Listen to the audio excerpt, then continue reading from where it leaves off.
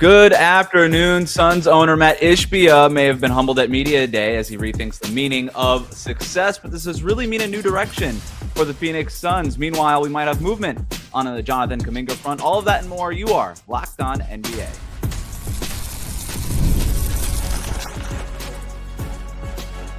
You are Locked On NBA, your daily NBA podcast. Part of the Locked On Podcast Network, your team every day. What is up? Welcome back to Locked On NBA. However you might be tuning in on YouTube or on your favorite podcast app, thanks so much for making Locked On NBA your first listen every day. I'm Wes Goldberg. Today, we're talking about which players can realistically win MVP this season and why some veteran free agents are having a hard time getting a job. And we're doing it with the help of Locked On's local experts, and I have two of the best with me, as always, from the Locked On Nuggets podcast. He's a senior NBA writer over at the Action Network, Matt Moore. Matt? Good morning to everybody. We have more Media Days, which is excellent. Enjoying that. And Matt Ishbia, it's just a joy whenever Matt Ishbia decides to speak at this point. Who knew that Matt Ishbia was going to be such a great addition to all of us content producers? It's a blessing, Haize, Bulls and Bears creator for Bleacher Report, the host of Locked On Bulls. Matt Ishbia, Nico Harrison, these two just need to, I would love to sit down and be in a room with those two and just wonder how much, is the delusion contagious at that point if you're in the room with those two guys? That's the question. Is Matt Ishbia the closest thing that we have to Jerry Jones in the NBA? Ooh. Yeah, I think so. Yeah. I mean, it's a high bar. Maybe the problem is that the NFL doesn't have a James Dolan. And maybe that's why the NFL does so well, is they don't have owners like James Dolan. Yeah, I think Ishbia is pretty close. Well, let's talk about Matt Ishbia because the Suns held Media Day on Wednesday. Ishbia struck a very different tone that he has in the past, saying, quote, "I hope that we win more games than we won last year, but the truth is it's not going to be measured in wins and losses this year, but it's going to be measured in success." End quote. That, everybody, ended up becoming a punchline on social media, but Benjamin Garcia, the host of Locked On Suns, says those people are missing the point. Leads me into the very first thing that Matt Ishbia brought up that people were like making fun of, and I didn't really understand why they were doing that because I totally understand what he meant. He is saying we finally understand that we are not trying to win a championship this year. We are trying to build the foundation of success. And you know what? I thought it was a really mature answer from Matt Ishbia where he talked about development, he talked about growing the foundation and building an identity. And I'm like, who's this guy? Who's this? This isn't just pull out his wallet and go get the first Bradley Beal and Kevin Durant. But self-awareness, right? There's this level of self-awareness that he has. Matt, are you buying a new leaf for Suns owner Matt Ishbia? I am, to a certain degree, where I think I do agree that like this is what you should want to hear is, hey, like we actually need to do things the right way. We can't just come in and just like spend, add flashy superstars and win. So that's good. I'm just going to still be a little bit cautious because he has said like, well, the problem was like I wasn't around enough. And so that makes me a little bit nervous after he was every indication was he was a big reason why they went after KD. So he's going to prove it, right? Like you got to prove that you're about the right things. But I do think that the tone is in the right direction. I think the roster build is in the right direction. I think this is more of what you need to see. It's frustrating as a fan because you were so close. Like that's the part about this is that they were so close to winning a title in 2021 and they were right in position in 2022. And then Ishbia comes in and everything just goes crazy, goes haywire. And that window slammed shut. And that to me is the bummer of it is if he hadn't been as crazy over aggressive as he had been, maybe you could have had his cake and eat it too, build the foundation and win the title. You don't have to be mutually exclusive when you got talent like they had. Yeah, I mean, you would hope that with what happened with the Suns and how bad that crashed and burned, that a level of awareness does come with like that of like, okay, this is where we missed steps here. This is what we didn't do right. So, I mean, hopefully it's the right things to say, but then you look at the results. Like, I mean, they're still hoping that Jalen Green's going to be able to be a point guard for them. They still don't have an actual point guard on the roster. So, building a foundation as you move towards success is good. Hopefully he realizes that they still are missing some serious components on this roster. But then again, like he's not all in. It's not as bad financially, and they aren't, as strapped as they were financially before. So hopefully this is going in the right direction, because I'm sure Suns fans are hoping that as well. Is it going in the right direction, Matt? Because, I kind of like their offseason, all things considered. They kind of put themselves in a corner, making sure that they had to trade Kevin Durant after they openly shopped him in February. That was dumb, okay? But they ended up having to trade Durant. I actually thought the return was okay. You tend to be a little bit higher on Jalen Green than other people, Matt, especially on the Locked On Podcast Network. I mean, what did you make of Phoenix's offseason? Do you think they are going in that right direction?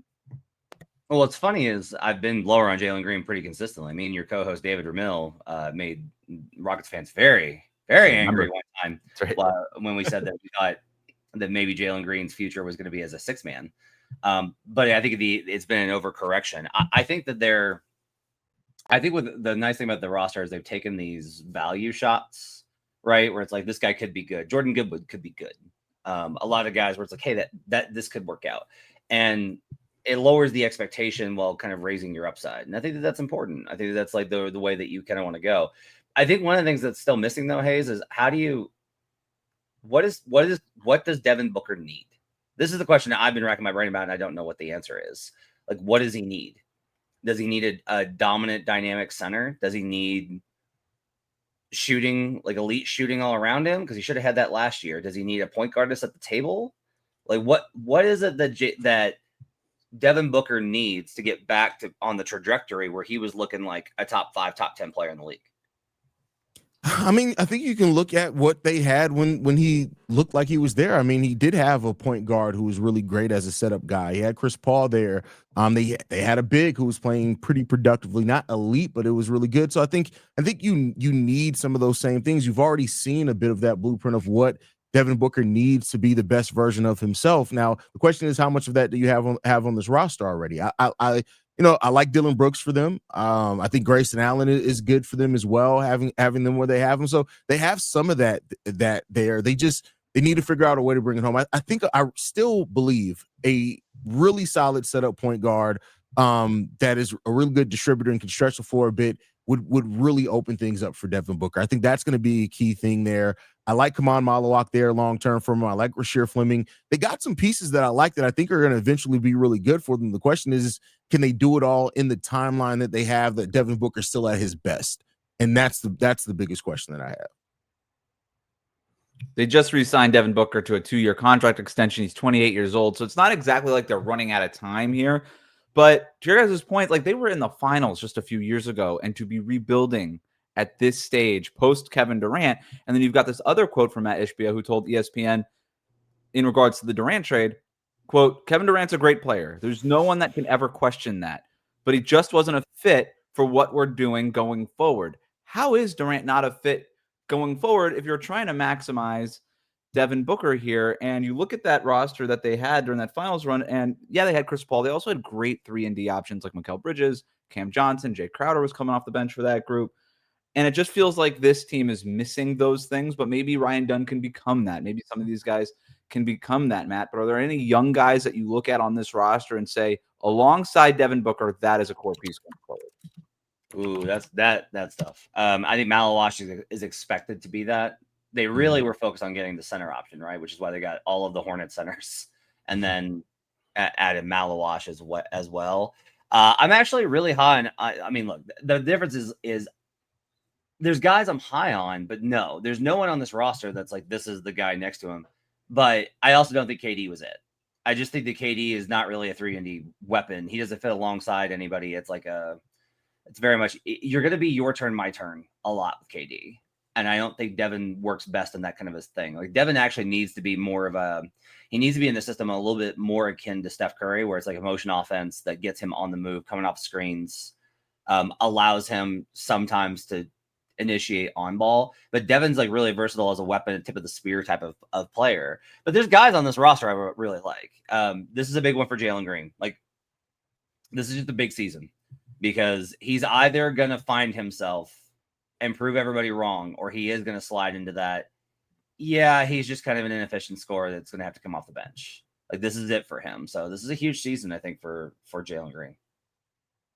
Yeah, and I agree. I think, Jalen could be a piece that really fits well with Devin Booker. I mean, that has to be proven. I mean, like I said, I go to the players that they drafted. Rasheer Fleming, Kamal Malawash. These are players that I do think are going to get there, but it's that timeline question that you have there. I like pieces. I like Grayson Allen, Ryan Dunn. They're solid, but they still have to develop. And I think when you look at like Kevin Durant not being there and why it didn't work, I think the contract is one of the biggest pieces as well. Like it limits you so much of the flexibility you have in filling out the rest of the roster. Being off of that contract, I think, is going to help them a lot too. Two guys on this roster that are sneaky good that I'm super high on, and you heard great comments about them yesterday at Media Day. Colin Gillespie, I know it sounds crazy, but like he really was an impact player for them last year, even as things were going down the drain. Like he's legitimately really good. And then I love Oso Ighodaro. I think Oso's game is so good for the modern NBA, and I think Oso's going to have a breakout season as well. We're a long way from the MVP conversation, but which players actually have a real shot at making a push this season? We'll break down the front runners, the dark horses, and who might surprise the league. That is coming up next. Today's episode of Locked On NBA is brought to you by FanDuel. The NFL season is here, and FanDuel is making sure that you're ready for kickoff with a can't-miss offer. Right now, new customers can bet just $5, and if your bet wins, you'll get $300 in bonus bets to use across the app. I love using FanDuel because it fits however you like to bet. Player props, building a same-game parlay, or even jumping in live as the action unfolds. It makes every game more exciting. Whether you're watching your team or just keeping an eye on your fantasy lineup, it's quick, easy, and the best way to add a little bit more energy to your Sundays. So, are you ready to play? Download the FanDuel app now by visiting FanDuel.com to get started. That's FanDuel.com to place your first $5 bet. Welcome back to Locked On NBA. The best way to support the show is to subscribe on YouTube. This week, we're zooming out to answer some big picture questions that are going to define the upcoming season. We've already talked about which teams could realistically make the finals and potentially win the championship. Today, we're going to talk about some players, specifically which players could realistically win MVP. So, guys, the point of this segment isn't to make predictions about who's actually going to win MVP. We're going to just try to build a list of realistic candidates that we have our eyes on. So, I think the obvious ones, the perennial guys, Shai Gilgeous-Alexander, Luka Doncic, Giannis, Jokic, those guys have the highest odds on FanDuel. They're considered the perennial MVP candidates. So we don't necessarily have to talk about them, assuming that they're on everybody's list here. But, Matt, who else do you think will end up in this conversation? So what's actually interesting about this is that once you cross age 29, once you're age 30 or more, you don't win this award. There's only been 2 winners in the past 30 years to win this award over the age of 30, and the number total is even lower, is relatively proportionally lower than that. It doesn't happen. You don't win it super young, and you don't win it super old. So you got to find that kind of sweet spot guys that are in their prime. One that I think is kind of interesting, he's right at the cusp of this, like he's about to exit it. What if the Cavs have like an outrageous season? Just like another outrageous season. And without Darius Garland, Donovan Mitchell is a guy that benefits that. Mitchell kind of got off to a slow start last year, and Garland was great. And then the back half of the year, Mitchell was great. Garland was a little bit not as good, maybe dealing with that injury. So I do kind of wonder if Donovan Mitchell is a name that everyone's kind of sleeping on. He has been a guy that I think is like has fallen in and out of the top 10 pretty consistently over the course of his career. That's how good I think he is. He's a great passer, great finisher, can shoot from anywhere, has control of the offense. You can build an offense around him really well. But what'll be interesting is, like, could Evan Mobley make a jump? Like, is there a real possibility by the end of the year that we ask, is Evan Mobley the best player on the Cavs? My dark horse pick, I'm going to go ahead and throw this out there now. But the one that I really do think is going to crash the party and be in these conversations is Cade Cunningham. I think Cade is that good. I should have let you have it. You should have let me have. Wes, you got to start going to me first sometimes, man. No, you took the last one from me because I was gonna ask, because like, when's the last time we had a truly unexpected MVP? Right, like it's been a minute. Yep. And I do think Cade. Yeah, and that's why I do think that Cade Cunningham could be that guy. I really was going to go with Cade Cunningham, but just for the interest of the conversation, because I do agree with Matt. Great pick. I'll say this because of where he is, the team that he plays for, the fact that we've seen him have MVP level stretches before. Jalen Brunson, he'll be my other dark horse pick here. I think that Jalen Brunson, there is an outside chance that he has the season and the Knicks have the season where he ends up winning MVP just because of how important he is to that team as an on-ball creator, one of the few ones that they have there, the stretches that we've seen him happen. I do think that eventually we're going to see Jalen Brunson get into that kind of zone where he just plays at that level for the majority of a season. And if that happens and coincides with the Knicks being able to be the number 1 team in the East and surprise teams, I think that Jalen Brunson can win MVP if he has a season like that. Jalen Brunson was a name I had written down. He has plus 8,000 odds on FanDuel, which is behind Cade, just ahead of Donovan Mitchell, behind Kevin Durant. And it's totally realistic that the Knicks end up with the number 1 seed in the Eastern Conference. Like, if the Knicks win, why couldn't they win 60 games in the East? And if that's the case, then Jalen Brunson is absolutely going to be a candidate for this. So I thought I was a little shocked to see that his FanDuel odds are so low. And he is below the 30-year-old threshold that Matt was talking about. It feels crazy that a guy who's pretty much a consensus top 10 guy isn't really being talked about in this regard. I think the problem is he's in one of those situations where when you have another player of that caliber, right? Yeah. Because you know, Towns was so good the first 4 months of the season, and Jalen kind of had a down season. And then by the end of the year, we went back to Jalen Brunson's just going to dribble the air out of the ball. What is this offense going to look like under Mike Brown? I think is a question, because I do think that the rest of the Knicks kind of want the offense to be a little bit more egalitarian, where they can all touch and see and hold the ball sometimes. And that this is one of the interesting things about the modern NBA and where the MVP award is at. Like, you have to have a really high usage. Like, you have to have the ball in your hands all the time to win this award. So even if you're elite, you better have like a really high control over the offense if you're going to win it. Which I think Brunson, that's the natural way that he wants to play, but I just don't know yet if that's what Mike Brown and the Knicks want. Question here, Matt, because I know we both kind of expect him to maybe take a leap with the role and Tatum being missing. What would the Celtics have to do for Jaylen Brown to truly get in the MVP conversation? God, you're just talking about he's never shown a capacity to be like a 28 plus per game guy. Mm-hmm. You know? I think Jalen's a good passer, but he's not a great passer. So you're talking about a major jump in his efficiency or in his playmaking. Yeah, I just can't see it. There's no scenario. If the Celtics were to surprise and finish at like number 2, Maz is going to get the credit for it. Like, Mazzulla is the one that's going to get the benefit of that, and he'll win Coach of the Year if they shocked everybody. That's fair. For a top 3 seed. So I think that's probably where that winds up. Some of the interesting ones on the kind of like the fringes here. I know they have Kevin Durant, but we know Durant's injury history. What about Alperen Şengün? What if the run by Şengün and Turkey was actually legit this summer, and that does bleed into him making this run and turns into that type of player? If the Rockets are again a 2 seed and Şengün makes a massive jump, that's one that I could see legitimately kind of happening. It is funny that like we all expect the Magic to be better, but we can't get on board with like Franz Wagner or Paolo Banchero.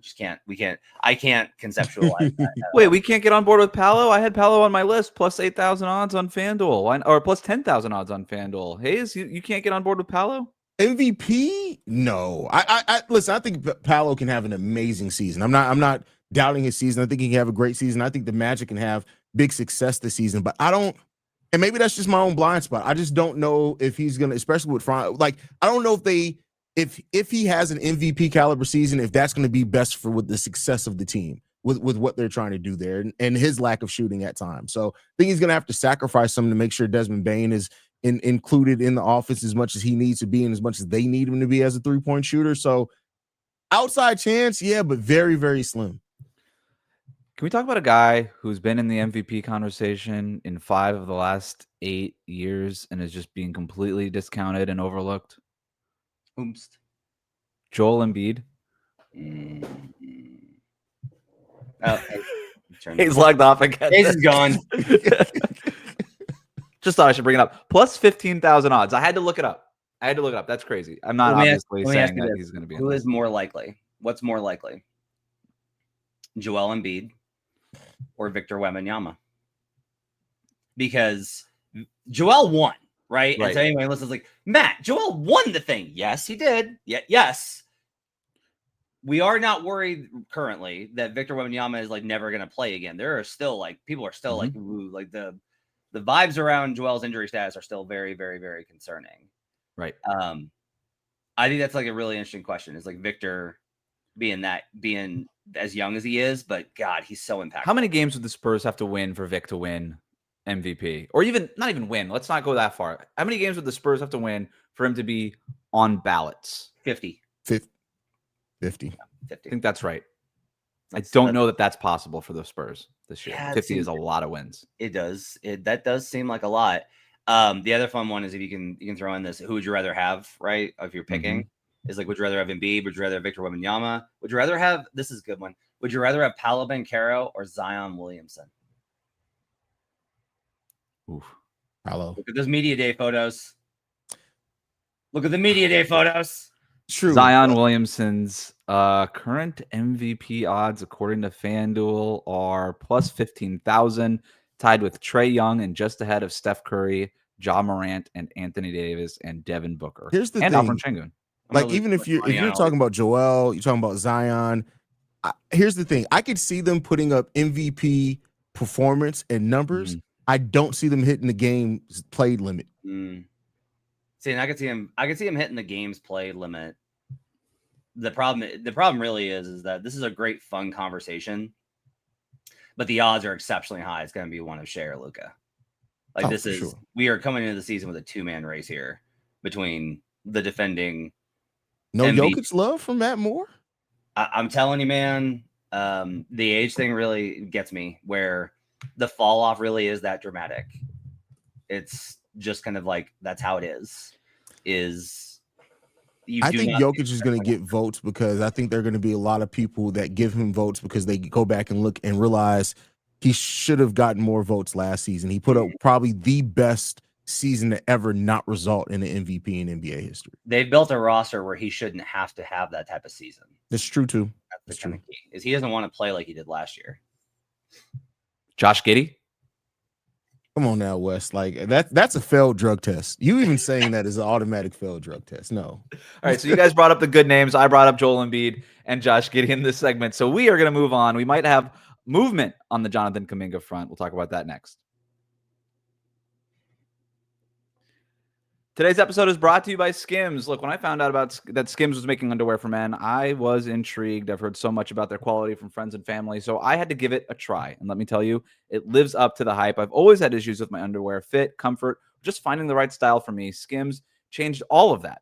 Their men's line offers something for everybody, from boxer briefs to classic briefs, all designed with the perfect balance of comfort and style. I tried the Skims boxer briefs, and guys, I am hooked. These are perfect for my active lifestyle. They move with me. They never lose their shape. They stay in place all day, whether I'm working out or just running errands. They're the most comfortable and reliable underwear I have ever owned. Plus, the lightweight material feels amazing, almost like you're wearing nothing at all. So shop Skims Men's at skims.com. Let them know we sent you. After you place your order, select podcast in the survey and select our show, Locked On NBA, in the drop-down menu that follows. We'll be right back.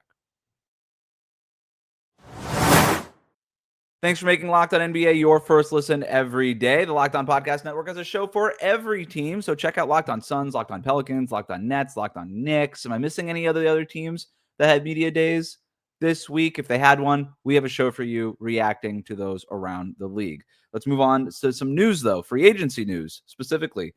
Precious Achiuwa, Monty Morris, Thomas Bryant, all of these guys signed non-guaranteed deals with new teams this week. Achiuwa signed with the Heat, Morris with the Pacers, Bryant with the Cavs. And this comes a few days after vets like Malcolm Brogdon, Landry Shamet signed training camp deals with the Knicks. Matt, you were texting us before we were recording, really yesterday, about what was interesting about this. The fact that these are players who played minutes for playoff teams as recently as last season, and now they're struggling to find work. What do you think is going on there? Yeah, I'm really curious about this trend where it does seem like a lot of players with proven experience that's no longer as valuable. There's a lot of more of like internal development going on. Think about like the Cavs, right? Who have aspirations of winning a title this season. That's clearly that's where they're at. And they lose Ty Jerome. And their talk on media day was about Jalen Tyson, who they're expecting to be like a big impact contributor this season. There's a lot of internal development going on rather than the adding of like reliable, solid vets. Like Monte Morris was the backup point guard in Denver for a lot of years, was really good. Like Monte is just like, he's fine. Like he's just fine. And these players that are fine, nobody seems to want to add. It's all guys that you have to go for, guys that have like really high upside, or just like the front office or coaching staff has some sort of like weird focus on. But I look at a lot of these guys, and another one just happened while we were on the show. The Jazz are adding Mo Bamba, right? Like, that's crazy to me that Mo Bamba just like has like slipped this far off of the cracks when I liked Mo a little bit better than I did Jonathan Isaac down in Orlando, because at least Mo was more consistent and played. But you have these guys, Precious Achiuwa gave the Knicks good minutes last season. These are bigs that are that's a big that has really consistently done it. With Brogdon, I kind of get it because of the injury stuff. He's had so many problems. But Haize, I just think it's interesting that we are seeing anybody that has an expectation of getting paid a veteran amount, teams are really reluctant to. Like, I look at this and I can't help but go to the CBA, where it's just they want to pay superstars and then nobody else. And that to me feels like where we're kind of headed here, with so many of these guys getting squeezed by the market. Yeah, I mean, it's one of the things that was talked about in that ESPN poll that we didn't get to talk about this week, but it's just the trend of like how free agency is going. It is a surprise that these guys who gave quality playoff minutes to teams and that are veterans, like usually you see those guys like get mid-level exception deals or part of the mid-level exception. Now you're seeing them sign these non-guaranteed deals at the end of the year. I mean, it gives you a chance to still add some pretty good depth later on into free agency.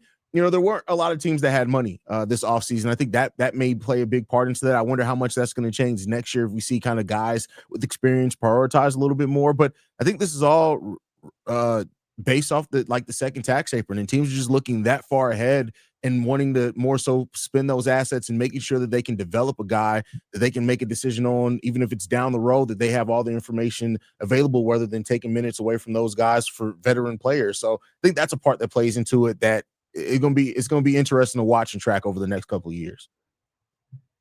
Might be a strong argument to add 2 more teams to the league.